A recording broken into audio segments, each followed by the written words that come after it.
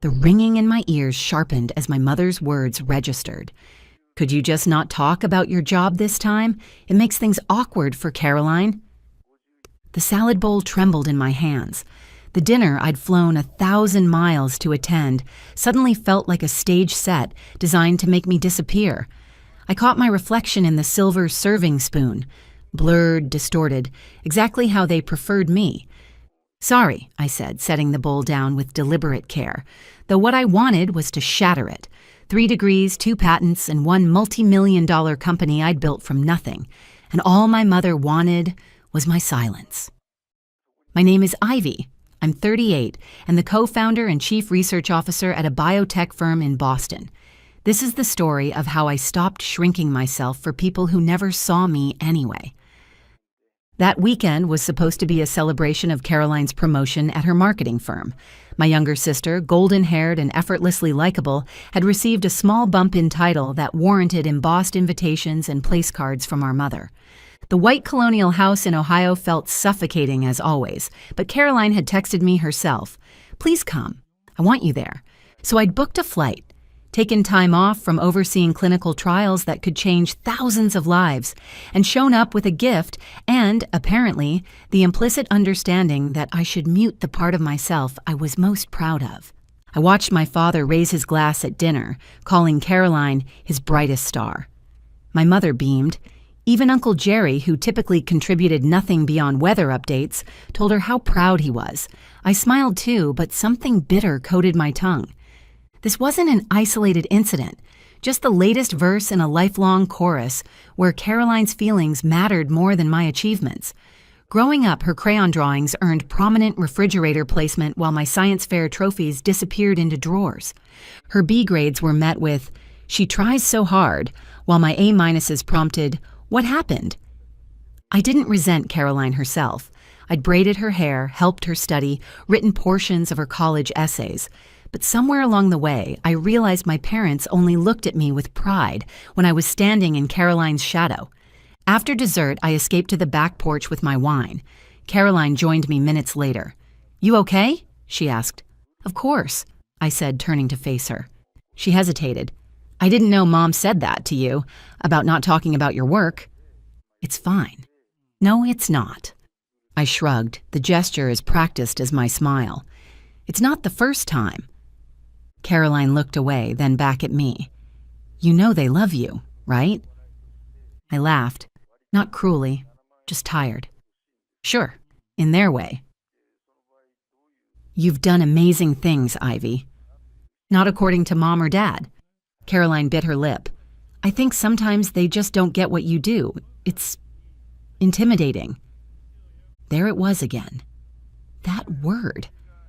I took a sip of wine to avoid saying what I wanted to say. Caroline stepped closer. "Maybe you could try explaining it differently? Make it more accessible?" I turned to her fully then. "I've published papers, Caroline. I've spoken on panels. I mentor young women in STEM. If they wanted to understand, they could." She didn't answer. The next morning, I made breakfast out of habit. My mother drifted into the kitchen, watched me work, then said, "You always make the fluffiest pancakes." Before I could respond, she thrust her phone at me. "Can you take a picture of Caroline outside with the flowers? She looks so radiant this morning." I did as she asked, photographing my sister among the hydrangeas while my pancakes cooled. That afternoon, I packed my bag and left early, claiming a work call that wasn't entirely a lie. Back in Boston, I lost myself in the rhythm of the lab. The investor call had gone exceptionally well. We were looking at another round of funding, $30 million. I posted the news on LinkedIn with professionally polished language, excited to share that our team has secured Series B funding. I didn't tag my family. I didn't text anyone. 3 days later, my Aunt Sharon called. "Ivy, why didn't you tell us? This is incredible." "Tell you what?" I asked, feigning ignorance. "The funding. Your mom showed me the article. Said she had to Google it." "Yeah, it wasn't really dinner conversation," I replied, the edge in my voice unmistakable. After we hung up, curiosity pulled me to Facebook. There it was. My mother had shared a news article. "Local biotech startup secures $30 million. Her caption read, "Proud Mom Moment," Our daughter Ivy is changing the world. I stared at the post for a long time. I didn't feel triumphant or vindicated. I felt still. That was when I knew something had shifted, not in them, but in me. This time, I wouldn't call to say thanks. I wouldn't fly home to make pancakes. I wouldn't take pictures of my sister in the garden. I had nothing to prove anymore. They could share posts, beam with pride to everyone else, but they still wouldn't know me. And for the first time in my life, I realized that was okay. What I needed was peace, and I had finally found it. It was strange how quickly the quiet became addictive.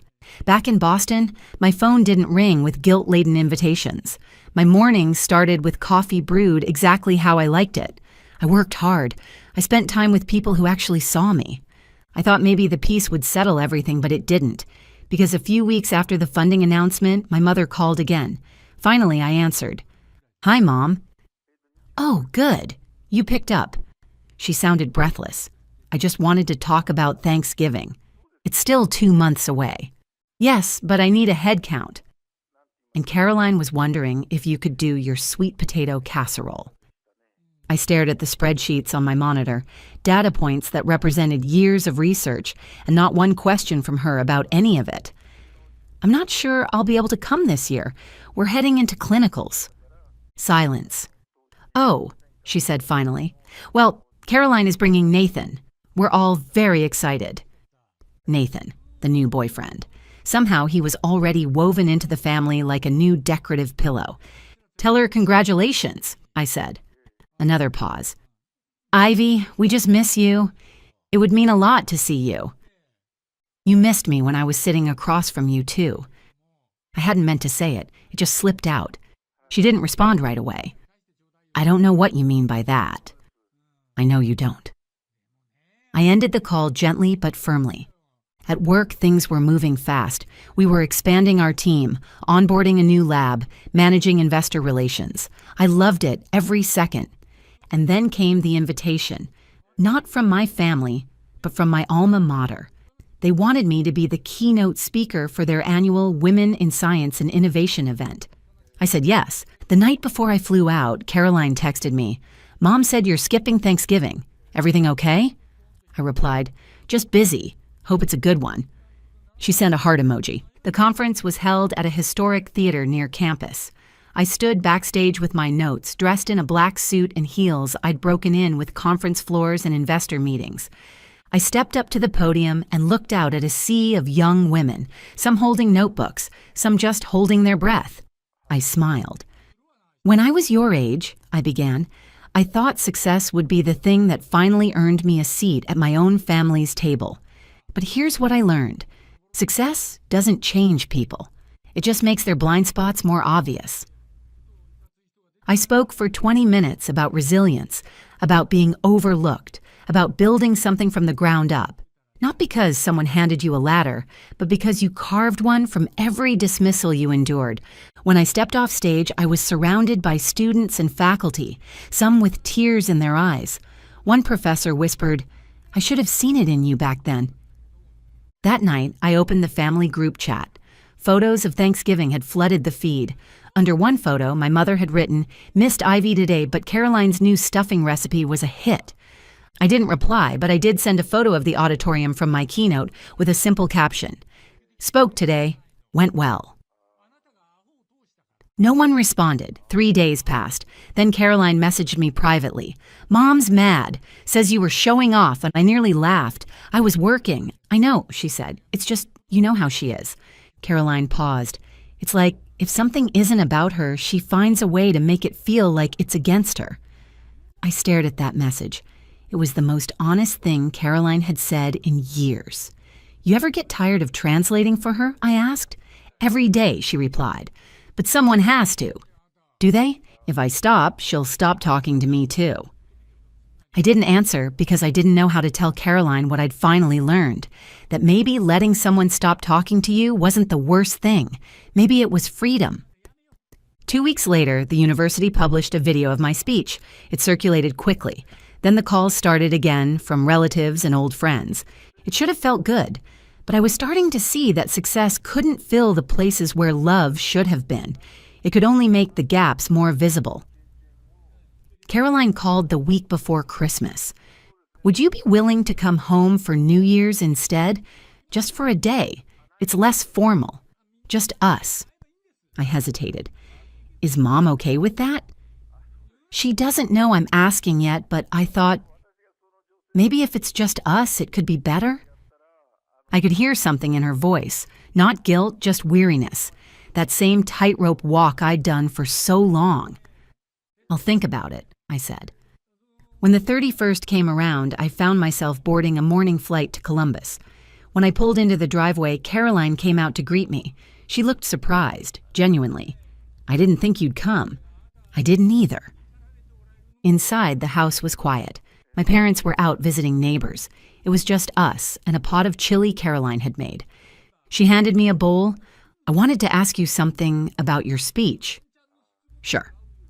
You said something about building a ladder from dismissals. She hesitated. Do you think I've been part of that? The dismissals? I looked at her. Really looked. Not on purpose, I said finally. But still, she pressed. Yeah, sometimes. Caroline looked down at her bowl, then back up. I'm sorry. I think I wanted them to love me so badly that I let them make me the center. I didn't realize what it was costing you. It was the first time anyone in my family had acknowledged it. Not just my pain, but their role in it. I didn't cry, but something in my chest loosened. Thanks, I said. That means more than you know. She reached across the table and took my hand. And for the first time in years, the silence between us felt like something that could be rebuilt. Not perfectly, but honestly. I was halfway through folding laundry when I got the email that changed everything. Subject: Congratulations! You've been selected for Forbes 40 Under 40. My breath caught. Not because I'd been aiming for it, but because suddenly everything I had worked for was about to be broadcast in a way I couldn't control. The ceremony would be in New York. I was allowed to bring one guest. I stared at that part for a long time. Later that night, I thought about Caroline, how we'd sat in that quiet kitchen on New Year's Eve, how she didn't flinch when I told her the truth. So I texted her. I got invited to Forbes 40 Under 40. It's in NYC. Want to come as my guest? She replied in less than 5 minutes. What? Yes, I'll buy a dress tomorrow. I'm so proud of you, seriously. And she was. I could tell. It didn't erase the past, but it softened something. I didn't tell my parents.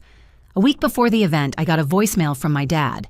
Heard the news, impressive stuff. Call your mother, she wants to talk. I didn't call back, wondering how he'd found out. Later, Caroline mentioned she'd excitedly told our cousin Emma about the award when they met for coffee, and word had quickly spread through the family grapevine. Caroline flew in 2 days early. She threw her arms around me like we hadn't seen each other in years.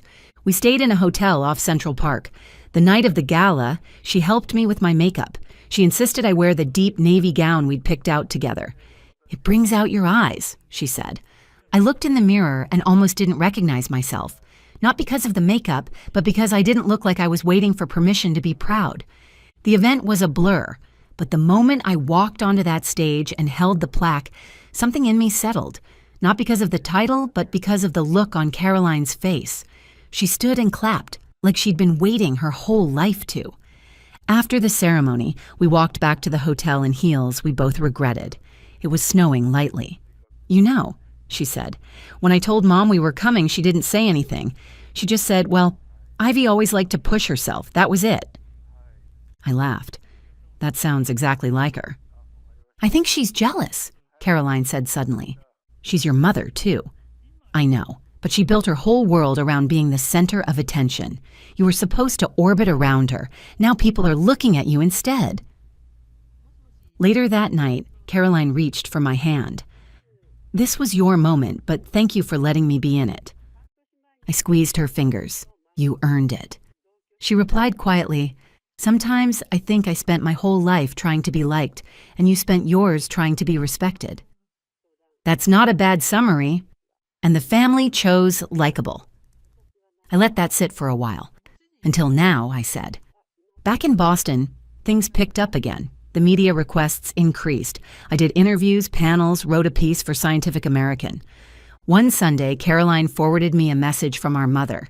"Your sister looked polished in that interview." That was the entire text. I replied to Caroline with a single word, "Wow." She sent back, "I know, it's like pulling teeth." Still, Caroline kept reaching out. She asked about the company, my schedule.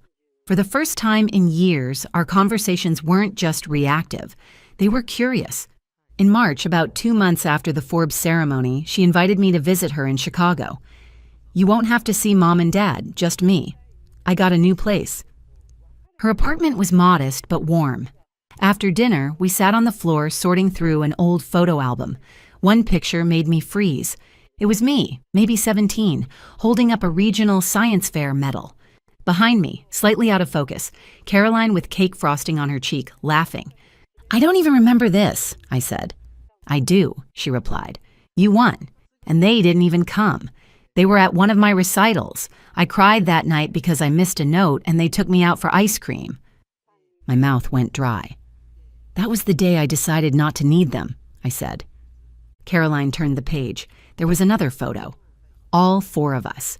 Thanksgiving, maybe 10 years ago. Everyone smiling.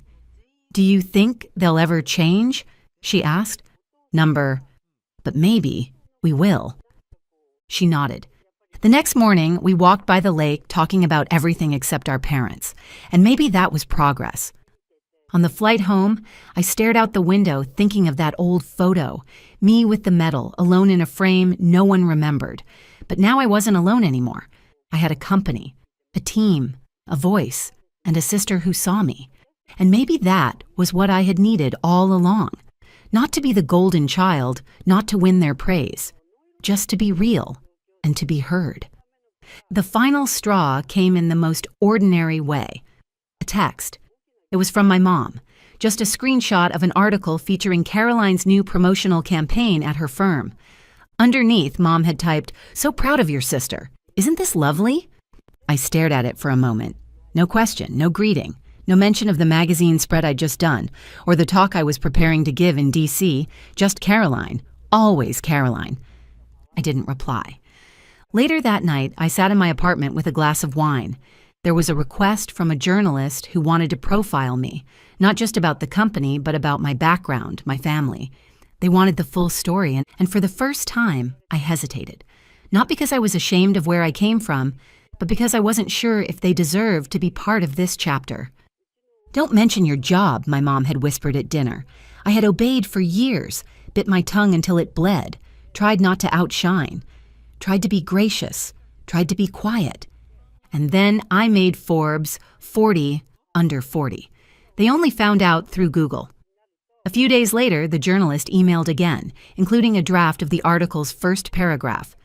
Ivy Morgan was never the loudest person in the room, but she was always building something, even when no one noticed. That line hit me like a wave because that was exactly it. I hadn't needed applause. I had needed acknowledgement, not for ego, but for clarity, for connection, and maybe even for love. Caroline called a few days later. "Did you see what Mom posted?"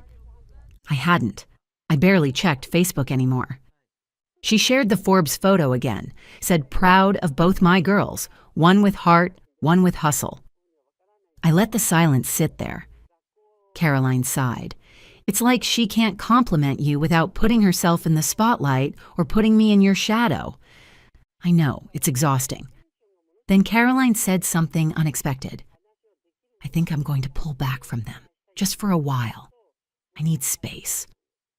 I felt my chest tighten, then soften. "You don't need my permission." "I know. I just wanted you to know." I smiled, even though she couldn't see it. That weekend, I flew to D.C. for a talk. I stood on stage in front of hundreds of researchers, students, and policymakers and told the truth about what it meant to build something while invisible. Afterward, a young woman came up to me. "Can I ask something personal?" she said. "Of course." "How did you keep going when no one believed in you?" I looked at her and thought about late nights in undergrad, the dismissive comments from advisors, the way my mother once called my PhD defense a nice little presentation. I stopped waiting for belief, I said, and I started building without it. Turns out belief comes later. Sometimes from strangers, sometimes not at all, but by then, you won't need it. She nodded. Tears welled, but she blinked them back. Back at the hotel that night, I didn't feel triumphant. I felt calm, settled, whole. It didn't matter if they ever understood what I'd done, if they ever saw the hours, the sacrifice, the brilliance of what I had created. Because I saw it, I lived it, I kept it alive. And Caroline had started to see it too. Not just my success, but my silence. The cost of being the one who always carried the weight while everyone else celebrated. A few weeks later, a package arrived at my office. No note, just a small framed photo. It was the same science fair picture Caroline and I had found in her album. The one where I held my medal while she stood in the background with cake on her cheek. But in this version, she had zoomed in, cropped it. The frame held only me, 17, proud, alone, but smiling. I placed it on my desk. That girl had done everything without applause, but she'd done it anyway. Now the world could see her. And even if the people at home never truly understood her worth, she finally did, and she wasn't going to shrink again for anyone. The text message jolted me physically, a sudden tightness in my chest as if someone had cranked a vice around my ribcage. My vision tunneled until the phone screen was the only thing in focus, the rest of my corner office on the 42nd floor blurring at the edges. Hey sis, hope you don't mind, but I sold your Honda for $5,000. You never drive it anyway, and I really needed the cash. Thanks for understanding. Ha ha ha.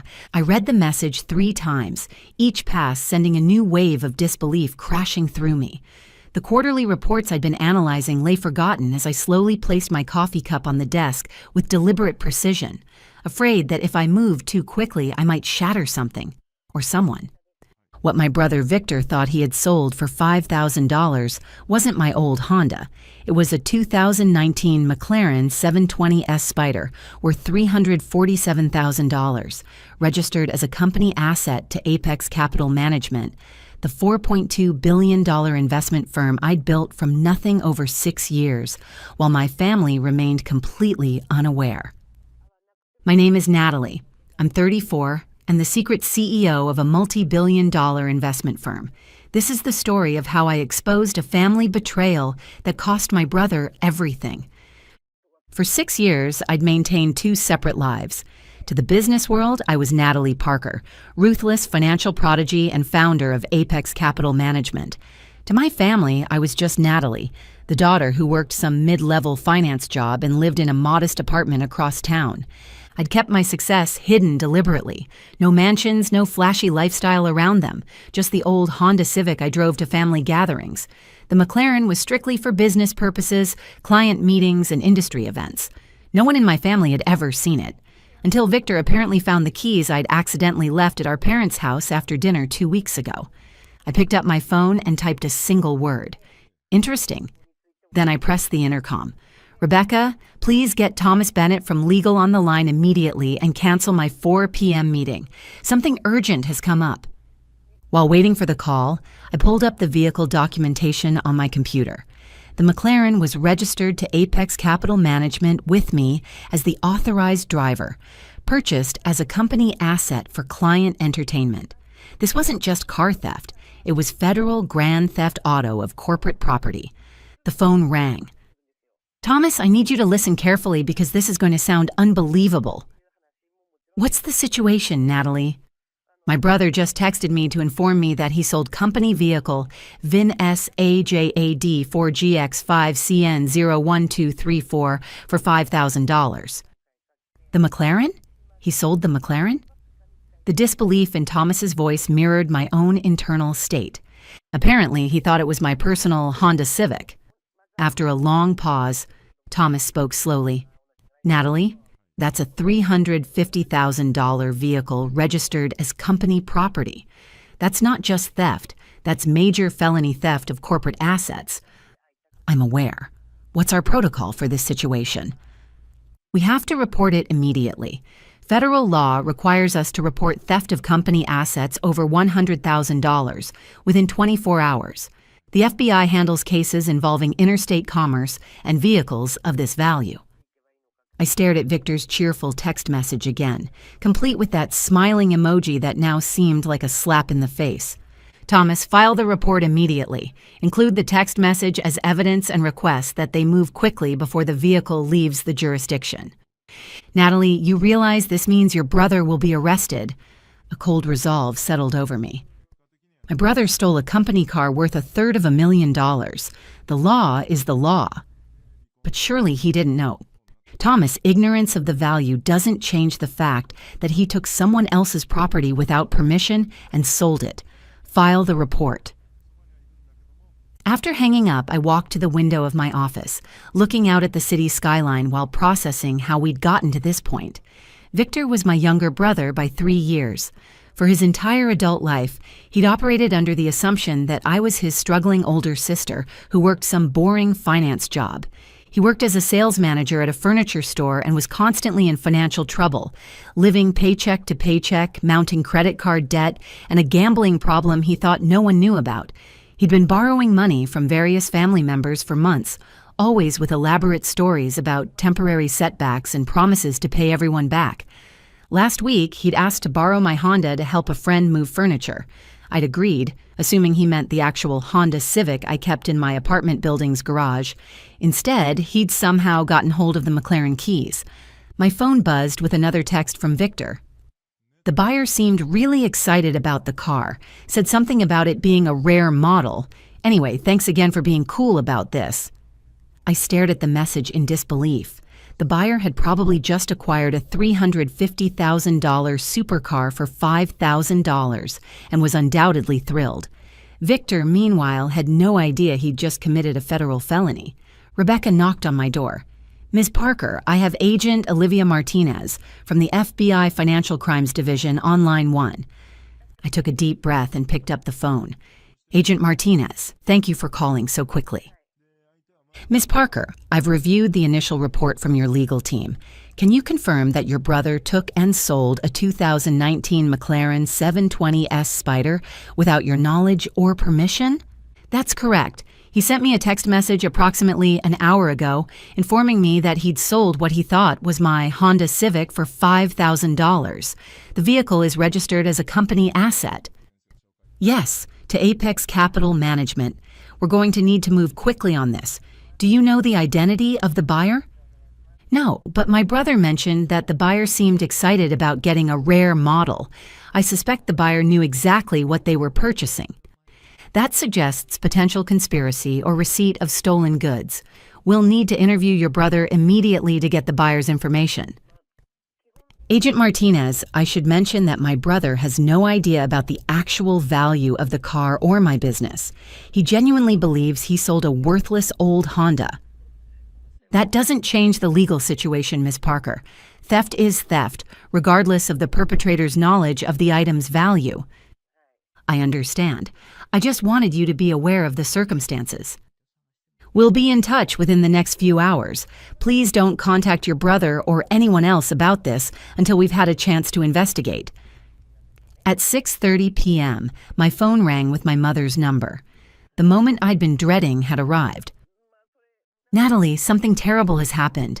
FBI agents came to Victor's apartment and arrested him. They said something about car theft, but that doesn't make any sense. Victor doesn't steal cars.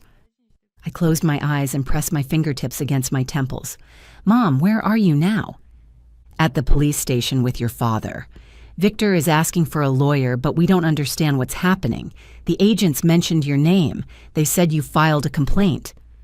Mom, I need you and Dad to sit down. I'm going to explain everything, but it's complicated.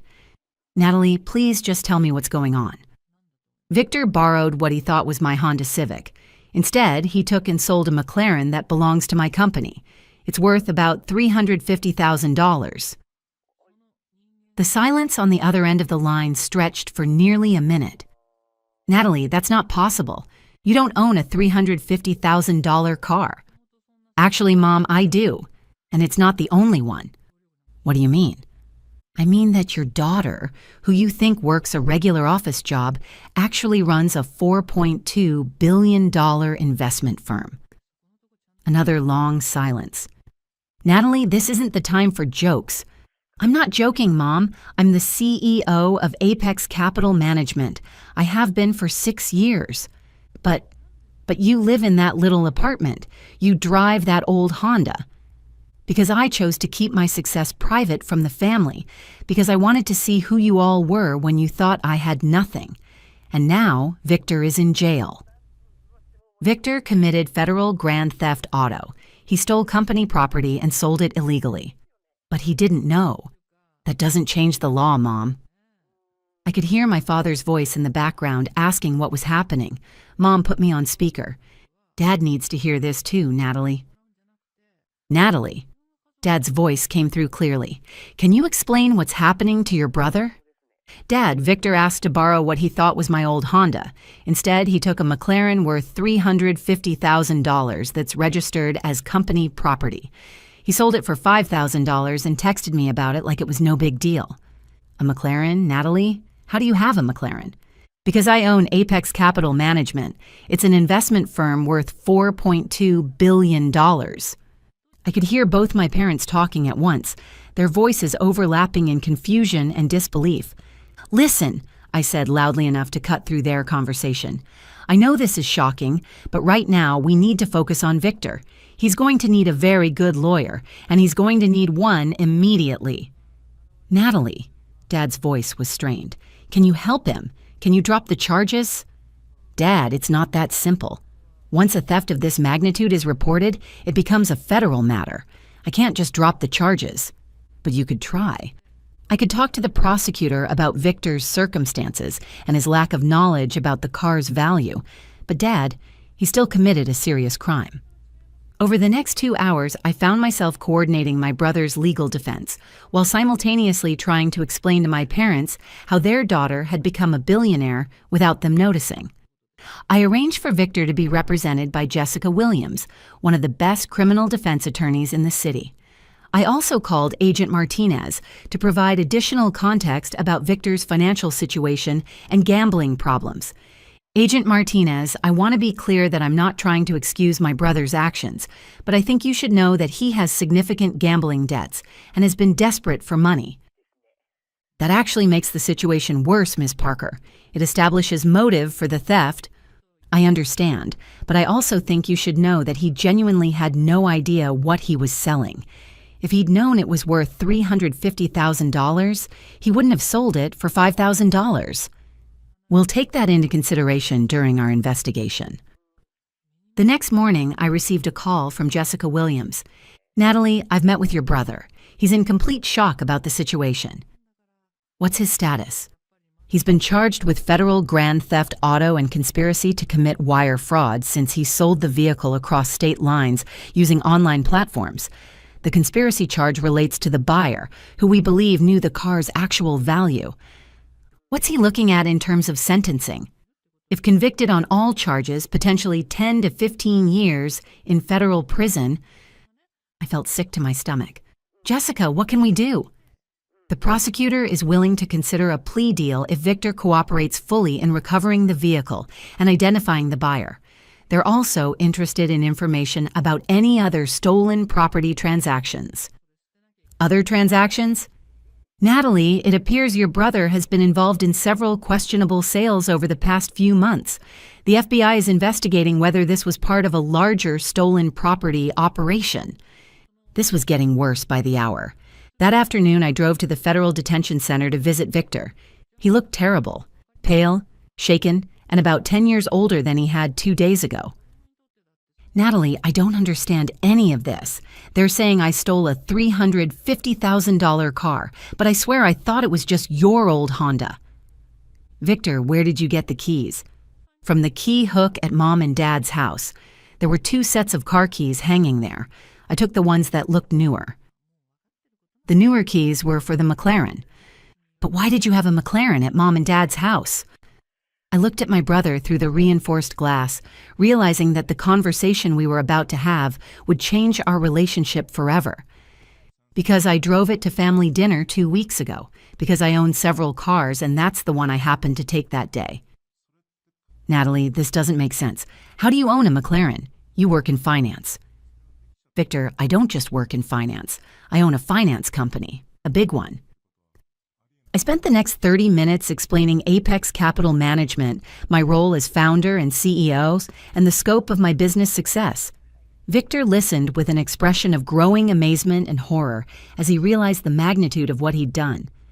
Natalie, you're saying you're rich, like really rich. I'm saying I'm very successful, and the car you sold was worth more than most people's houses. But why didn't you tell us? Why did you let us think you were just getting by? Because I wanted to see who you all really were when you thought I had nothing to offer you. And now I know that when you needed money, instead of asking your successful sister for help, you decided to steal what you thought was my worthless car. Victor put his head in his hands. Natalie, I'm so sorry. I never meant for any of this to happen. I know you didn't. But Victor, this isn't just about the car. The FBI thinks you've been involved in other stolen property sales. What? Oh, Natalie, I've never stolen anything before in my life. Then explain the investigation into your eBay sales. Explain the electronics and jewelry you've been selling online over the past few months. Victor's face went pale. Those weren't stolen. Those were items I won gambling. You won $50,000 worth of electronics and jewelry gambling. Natalie, I know how it sounds, but I swear those were legitimate winnings. I looked at my brother and realized he was probably telling the truth about the other items, but lying to himself about his gambling problem being under control. Victor, the FBI is going to want documentation of every item you've sold and where you got it. If you really won everything gambling, you'll need to provide proof. Over the next week, the investigation expanded as the FBI traced the McLaren to a sophisticated car theft ring operating across 3 states. The buyer who'd purchased the car from Victor was actually a known fence who specialized in high-end vehicles.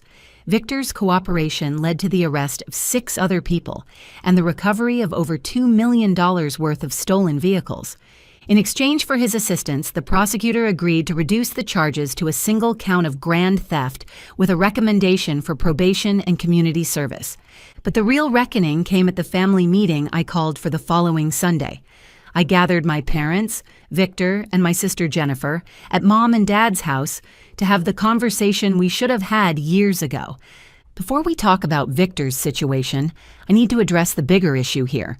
I began. For 6 years, I've been living a double life. You've all thought I was struggling financially, while I've actually been building a multi-billion-dollar business. Jennifer was the first to speak. Natalie, are you seriously telling us you're rich and you've been pretending to be poor? I'm telling you that I built something extraordinary, and I wanted to see if my family would love and support me when they thought I had nothing to offer. And what did you learn? Dad asked.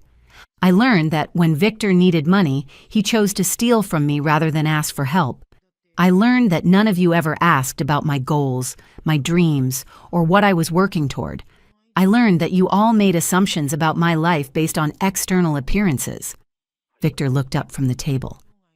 Natalie, if I'd known about your success, I never would have taken the car. Victor, if you'd known about my success, you would have asked me for money instead of gambling it away. You still wouldn't have addressed the real problem. What real problem? Your gambling addiction, your inability to manage money, your pattern of making desperate decisions when you're in trouble.